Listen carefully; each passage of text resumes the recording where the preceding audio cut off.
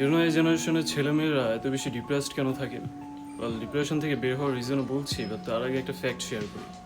আমার পোস্ট করা 80% video self improvement and life related, but রিলেশনশিপের ভিডিওসগুলো সব থেকে বেশি ভিউজ আসার কারণে মানুষ এখন আমাকে রিলেশনশিপ বিশেষজ্ঞ ভাবতে শুরু করেছে।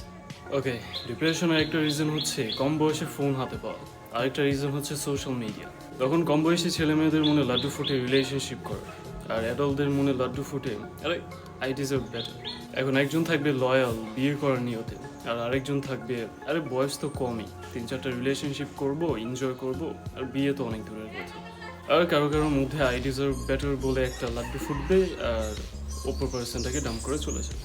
সো এই রিজনসগুলোর কারণে এই জেনারেশনের ম্যাক্সিমাম মানুষ রিলেশনশিপ নিয়ে ডিপ্রেসড বা মুভ অন করেনি।